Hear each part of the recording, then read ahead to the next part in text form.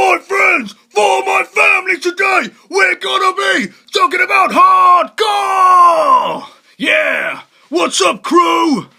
Hi, yeah, what's going on? My name's Rory Bentley. Today I'm going to be talking about hardcore, or a very specific brand of hardcore. So, I'm banging to hardcore, particularly at the moment. I'm going for a real hardcore trip. Which has kind of led me to delve into things that I haven't listened to for a while, or things that I haven't really kind of checked out that much. Oh yeah, I'm not like an encyclopedia on kind of hardcore knowledge, but I do love the kind of gritty kind of mid-80s to early 90s hardcore. So, you know, I love a bit of Biohazard. I love Agnostic Front. Maybe not the vocals, but, you know, the actual music. I love Madball. And obviously latter day, although would you even call them hardcore? I still would. Hatebreed, which is my kind of attempted Hatebreed impression there. But I really absolutely love hardcore. I love the groove of it, the swing of it, particularly, you know, the more metallic end of hardcore. I love the aggression. I love the realness. It's just the same as kind of gangster rap. These are kind of like people on the dregs of society. This is street music. This is like fucking hardcore gang music, and there's a legitimacy and there's a realness to it that I don't tend to get in a lot of other areas. There's no kind of posturing here. There is kind of posturing, but it's more macho posturing. But there's no, you know, fantasy. There's no rock and roll excess and like, oh yeah, look at how many fucking hookers I can bone and how much coke I can sniff or whatever. Hardcore has just got some real kind of legitimate street level bollocks about it. But it can be very one note at the same time.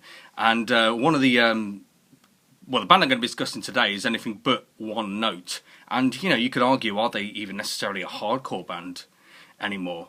What I'm going to be doing, instead of just literally just reviewing current stuff, I'm doing a little thing called Hidden Gems. So lost little classics, little nuggets that, you know, aside from your kind of standard things that are going to appear in any kind of top fucking 100 shitty albums you need to listen to before you die in any kind of magazine when they can't think of anything new to put on there. Stuff that doesn't always kind of make the grade, stuff that should make the grade, and stuff that's necessary, you know, not necessarily inferior to the classics that get held up by any particular band.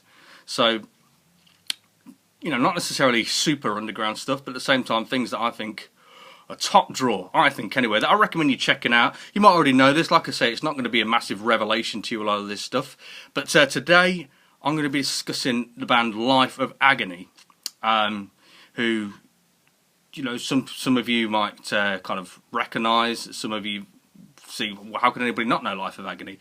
But I think there's a whole generation that, you know, pretty much sprung up after Life of Agony had split up and didn't really necessarily take notice of their comeback album, Broken Valley, as well. So today, I'm not going to be discussing the classic album, the supposed classic album, The River Runs Red. I'm going to be discussing their third album, and in my opinion, by far their best album, Soul Searching Sun, which is criminally underrated. I don't say this lightly when I say this is one of the best albums that came out in the 90s, that decade. So Life of Agony, you know, the first two albums are fucking brilliant as well. So they've got that kind of two-step, bludgeoning, kind of groovy hardcore feel to them. Because, you know, the guitars are so kind of chunky and satisfying, and there's a real swing on the drums and the bass. But what they had, and what they still have, that separates them from just 99.9% of other bands, is an absolutely phenomenal vocalist. Keith Caputo, who's now transitioned to Mina Caputo, you know, one of the most high-profile transgender people in rock, really kind of is head and shoulders above just pretty much any kind of rock singer, I'd have to say.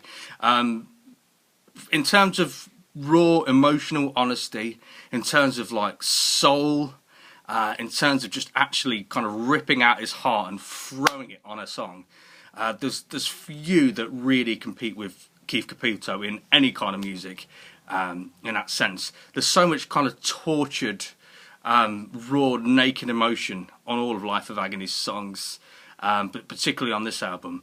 And this is the album where he really finds his voice, or she finds her voice. I guess we'll refer to her as she now. She's transitioned. So, yeah, her voice and delivery throughout this is a step up. Now, I love the vocals on The River Runs Red. They're almost kind of Ozzy Osbourne style. They're like really kind of like ballsy, but they hit a high note, and you know they're such a great addition to the hardcore slamming beats as well. But they very much are kind of in that same style. They're as well executed as is possible to do in that style, but at the same time, you always feel like there's a stronger singer working beneath that. And on Ugly, the second album, again, really cathartic, nasty lyrics, but at the same time, you saw more of a versatile singer peeking through. But on this album, this is the absolute kind of vocal peak. This is such an inspiration. I mean, Corey Taylor from Slipknot said Keith Caputo, or Mina Caputo, is, you know, one of his favourite ever singers and a real big influence on him. And you can really hear that, because in terms of modern rock vocals, there's so many people that do a downgraded version of this. And on this album, like, I don't know, Caputo just really shines, and there's a lightness of touch and a softness in addition to the kind of more abrasive, brash vocals that much more kind of suits the personality. It almost feels like Caputo's putting on masculine clothes on the first album to kind of fit in with this hardcore aesthetic, but this seems like a real person kind of coming through, or maybe even discovering themselves. I mean, in terms of the actual sound, there's still some really kind of chunky hardcore riffage on there. I mean, the first song, Hope, and obviously the single Weeds really has that kind of chug on it. But Weeds in particular, there's much more of a almost pop sensibility to the songwriting. There's an upbeat kind of swagger to it, and there's a real kind of pleasing songwriting sensibility throughout the album. This is not necessarily kind of full of beatdowns, and you know, a lot of people turned away from it and thought, oh no, this isn't hardcore music. I don't care if it's hardcore music or not. It's brilliant. The songwriting on here is absolutely astonishing. There's bits that remind me of like Dirt era Alice in Chains, and I would say this record goes toe to toe with Dirt by Alice in Chains. I don't even say that lightly. Maybe, you know, I'm going to get some backlash for that, but at the same time, that Dirt is a record I think very, very highly of, and I think this competes with it easily. I kind of maybe even prefer it. I don't know. Maybe not prefer it, but I would say it goes toe to toe. So you've got like stuff on here like Tangerine, where it's just like that kind of droning vocal with some very Alice in Chains kind of guitars, these kind of chuggy, slow dirges amidst all this stuff. But then what you've got on here, which could so easily go awry, is some absolutely astonishing ballads. And they're not kind of ballads in a cheesy sense. They're ballads as in they're stripped down, but in anybody else's hands, these could come across as mawkish and a little bit cloying. But in Caputo's hands, with the vocal performances on top of these, they're just some of the most naked, beautiful, emotional songs that you're really going to hear. So, I mean, My Mind is Dangerous is just absolutely like, just spine-chilling in his delivery, and just, you can really feel somebody really struggling with themselves, and, you know, the fact that he has, or she has transitioned into, you know, a woman, it kind of like makes so much sense in a lot of ways. You can really see this kind of tortured person constantly grappling with a personality. Now, maybe I'm reading too much into it, but there is certainly somebody onto themselves that really finds day-to-day life and day-to-day living with themselves and who they are a real struggle. And that's just laid out just better and more, I don't know, kind of, it's just in a much more real, legitimate way than on so many of these kind of angsty bands from the, you know, the 90s. This album all the way through just really kind of surprises you. There's so many great moments, there's so many great choruses. These are lost classics. These songs should be absolutely massive. When you think of the bands that play, I wouldn't say necessarily a similar style, but somewhere in that ballpark of this kind of like almost punky, grungy, alternative rock kind of sound. When you think of like fucking Creed and how massive they are, if you're into the more kind of grungy, heavy aspects of Creed with the melodic kind of tortured vocals, then why the fuck wouldn't you listen to this album? Because it absolutely fucking shits on Creed and puts them to shame. Honestly, like, it's just night and day. If you want like some hard driving, listenable, emotional, powerful rock music, then you are not going to find much better than this album. I mean, if you get the bonus one, it's got a great cover of Led Zeppelin's Tangerine on it as well. Angry Tree, what a brilliant ballad. Heroin Dreams is just like, it really should be on the radio. It's just such a fucking great take, alternatively, to, you know, this fucking elegantly wasted gimmick that was so pervasive in the mid-90s as well. This is somebody going, this isn't fucking cool, what the fuck are you going to do with the rest of your life? And that's what he's saying here. He's really like just saying, this isn't fucking cool, I'm not into this. You know, why are these fucking idiots going around like posturing and acting in this destructive rock and roll or drugs are cool way?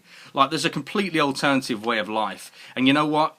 I would fucking put his songs against any kind of tortured genius kind of artist. He doesn't need fucking drugs and heroin and all this fucking absolute nonsense to actually have legitimacy. This is a tortured person laying out their soul under some fucking fantastic music. I mean, you know, it runs the gamut from some like lovely slide guitar to these acoustic moments, to piano moments, to punk moments, to really heavy metallic hardcore moments. And like I say, it captures a lot of the best elements of grunge music as well.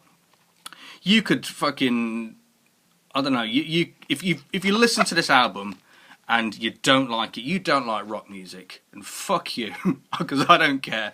I know I'm coming on a little bit strong here, but this band are fucking phenomenal, and this album is their magnum opus, and I would thoroughly recommend everybody check them out. I mean, check Life of Agony out full stop if you've not. But this is an underrated classic that goes toe-to-toe with the very best albums of the 90s.